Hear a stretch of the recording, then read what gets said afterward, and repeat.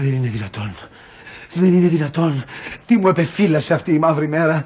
Δεν μπορώ να το πιστέψω, κύριε Φωτοκιώτη. Μετά από κόπους ετών, ολοκλήρωσα το αριστούργημά μου, το αποχετευτικό σύστημα στο Βυζάντιο και έφνης μου λέτε εσείς ότι δεν θέλετε να το εκδώσετε. Διάλεξες λάθος θέμα, Κωνσταντίνε. Οι βόθροι στο Βυζάντιο δεν πρόκειται να γίνουν best seller.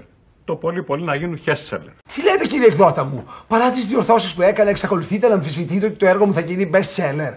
Μα τι μου αρχίζετε πάλι αυτό το πιασιάρικο. Υπάρχει τίποτα πιο πιασιάρικο από το κεφάλαιο με τους ψηφιδωτούς μπιντέδες. Μα σας παρακαλώ, σας το ρωτώ ευθέως. Θα το εκδώσετε ή δεν θα το εκδώσετε? Τι 5 εκατομμύρια? Να σας δώσω εγώ 5 εκατομμύρια? Δεν είμαστε καλά. Θα πληρώσω εγώ για να εκδώσουμε το βιβλίο μου.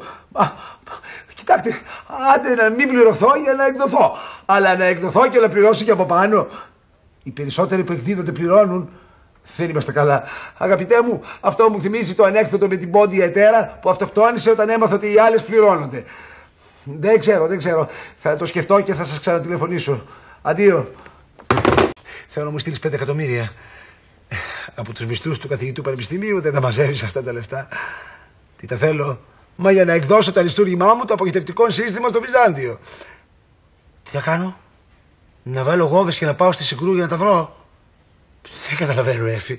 Υπάρχει κάποιος οργανισμός στη Συγκρού που επιδοτεί καθηγητές με γόβες? Έφη!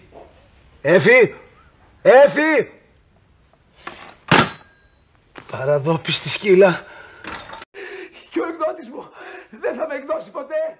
Θέλω να εκδοθώ. Κύριε καθηγητά, αν βάζατε μουσάκι και μουστάκι, δεν πρόκειται να σας αναγνωρίσει κανείς. Τι πράγμα? Λέω, αν σας ενδιέφερε να παίξετε στο μεξικάνικο σύριαλ που ετοιμάζουμε. Τι είπες? Λέω, αν έχετε ανάγκη 5-6 εκατομμύρια. Ότι υπογράφω συμβόλαιο.